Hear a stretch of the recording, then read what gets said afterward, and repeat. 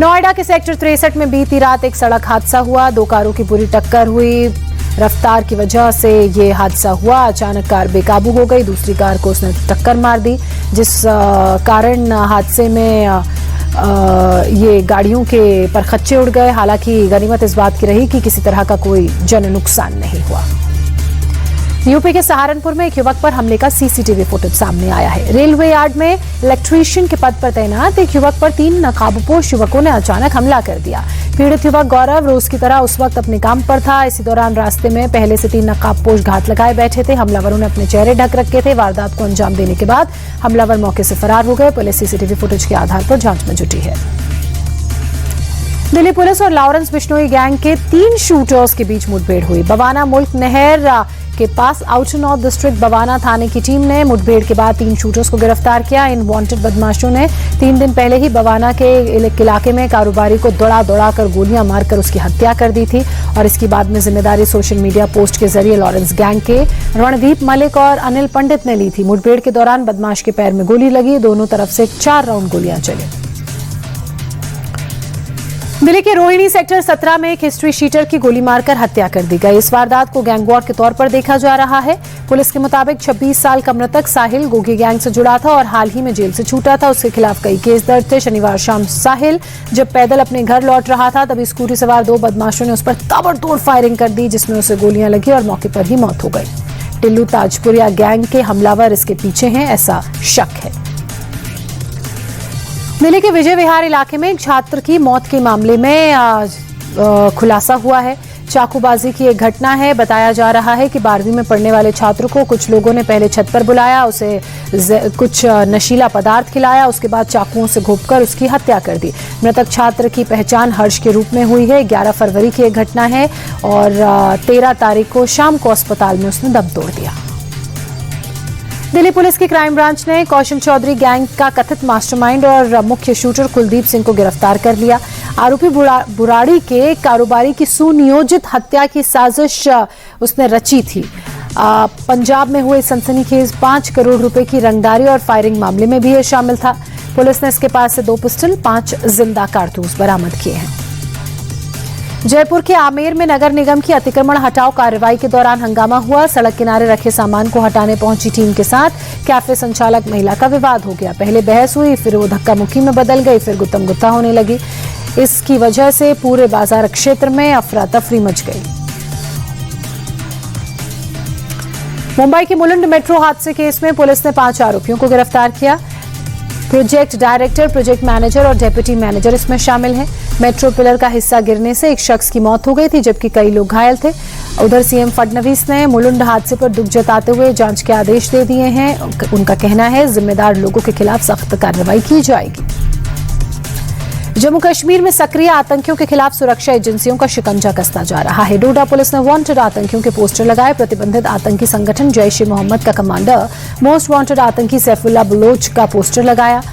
डोडा और किश्तवाड़ के घने जंगलों में सक्रिय जैश कैडर का ऑपरेशनल चीफ है आतंकी सैफुल्लाह। सुरक्षा एजेंसी आतंकियों की धरपकड़ के लिए सर्च ऑपरेशन तेज कर चुकी है।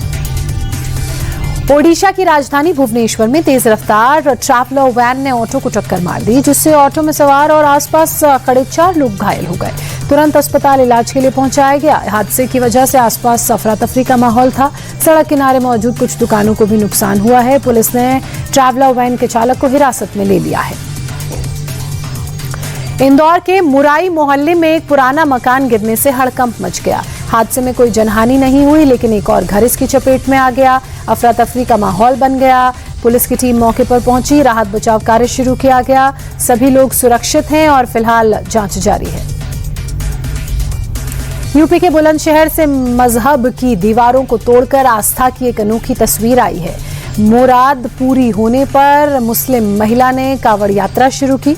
उज़्मा खान को हिंदू लड़के लोकेंद्र सिंह से शादी करनी थी। इसके लिए उसने भोलेनाथ से मन्नत मांगी। 4 साल बाद जब शादी उसकी हो गई, मन्नत पूरी हुई, तो उज़्मा ने पुलिस सुरक्षा के बीच अनूप शहर से गंगा जल लेकर यात्रा शुरू की। इस यात्रा में हिंदू संगठन के कार्यकर्ता भी उज़्मा के साथ चल रहे हैं। सड़क हादसों के पीड़ितों को आपातकालीन चिकित्सा उपलब्ध कराने के उद्देश्य से केंद्र सरकार ने पीएम राहत योजना शुरू की है। सड़क दुर्घटना पीड़ितों को 1.5 लाख रुपए तक का कैशलेस उपचार मिलेगा। इस योजना के तहत भारत में हर सड़क दुर्घटना में बड़ी संख्या में मौतें होती हैं। सड़क परिवहन मंत्रालय ने एक स्टडी का हवाला देते हुए कहा कि अगर पीड़ितों को सड़क हादसे के पहले 1 घंटे के भीतर अस्पताल में भर्ती कराया जाए तो सड़क हादसे में जो संख्या है मृतकों की उसमें कमी आ सकेगी 50% तक। देश में आज धूमधाम से महाशिवरात्रि मनाई जा रही है। शिवालयों में भक्तों का तांता है। दिल्ली, अयोध्या, गोरखपुर, बैद्यनाथ में भोलेनाथ के भक्त पूजा अर्चना के लिए उमड़ रहे हैं। प्राचीन शिव मंदिर दिल्ली में सुबह सुबह भक्तों के सैलाब से भरा नजर आया। शिवलिंग पर दूध दही जल चढ़ाकर श्रद्धालुओं ने भगवान शंकर का जलाभिषेक किया। रामनगरी, अयोध्या, गोरखपुर में भी शिव मंदिरों में भक्तों की लंबी कतार है। महाशिवरात्रि पर आज मंदिरों में श्रद्धालुओं की भीड़ नजर आई। आधी रात को जगह जगह भक्त शिव मंदिरों में जलाभिषेक करने के लिए पहुंचे। हर ओर बम बम भोले के जयकारे और गूंज सुनाई दे रही है। उज्जैन के महाकाल मंदिर में भी सुबह तड़के जलाभिषेक किया गया। विशेष पूजा और भस्म आरती की गई। वाराणसी में महाशिवरात्रि के मौके पर आस्था का सैलाब नजर आया। दूर दूर से भक्त काशी विश्वनाथ में बाबा के दर्शन के लिए, उनकी पूजा अर्चना के लिए, उनकी एक झलक पाने के लिए लंबी कतारों में खड़े नजर आए। मुख्यमंत्री योगी आदित्यनाथ गोरखपुर दौरे पर हैं। महाशिवरात्रि के मौके पर गोरखनाथ मंदिर में उन्होंने भी रुद्राभिषेक किया, भोलेनाथ की आराधना की। पंडितों ने मंत्रोच्चार और पूरे विधि विधान के साथ बाबा भोलेनाथ की पूजा करवाई। सीएम योगी हर साल शिवरात्रि के मौके पर गोरखनाथ मंदिर जाते हैं और पूजा करते हैं। T20 वर्ल्ड कप में आज भारत और पाकिस्तान के बीच एक हाई वोल्टेज मैच देखने को मिलेगा। कोलंबो के प्रेमदासा स्टेडियम में दोनों टीमें आमने सामने होंगी। मैच शाम 7 बजे शुरू होगा। पाकिस्तान के खिलाफ मैच में टीम इंडिया की प्लेइंग 11 में 2 बड़े बदलाव हो सकते हैं। पूरी तरह से फिट होने के बाद अभिषेक शर्मा टीम इंडिया में वापसी कर सकते हैं, जिसके बाद संजू सैमसन टीम इंडिया से बाहर होंगे, ऐसा माना जा रहा है। इसके अलावा अर्शदीप सिंह की जगह कुलदीप यादव को प्लेइंग 11 में शामिल किया जा सकता है। चिर प्रतिद्वंदी पाकिस्तान के खिलाफ मुकाबले से पहले टीम इंडिया ने कोलंबो में कल जमकर प्रैक्टिस की। T20 वर्ल्ड कप मुकाबले में हैंडशेक को लेकर सस्पेंस गहरा गया है। हैंडशेक के मुद्दे पर भारतीय कप्तान सूर्य कुमार यादव ने कल हुई प्रेस कॉन्फ्रेंस में कहा, 24 घंटे का इंतजार और कर लीजिए, तभी पता चलेगा। भारत पाकिस्तान मैच में बारिश खलल डाल सकती है। श्रीलंका के मौसम विभाग के मुताबिक कोलंबो में आज पूरे दिन बारिश होने के आसार हैं। मुकाबला शुरू होने से पहले 5 घंटों में बारिश की संभावना है, 40 से 48% के बीच। वहीं शाम 7 बजे जब मुकाबला शुरू होगा उस वक्त बारिश की संभावना 57% है। T20 क्रिकेट वर्ल्ड कप में भारत और पाकिस्तान के बीच महामुकाबला खेला जाएगा। श्रीलंका के कोलंबो में शाम 7 बजे ये मैच होगा। टीम इंडिया जीत के इरादे से मैदान में उतरेगी और भारत में भी सुबह से ही दुआओं का दौर जारी है।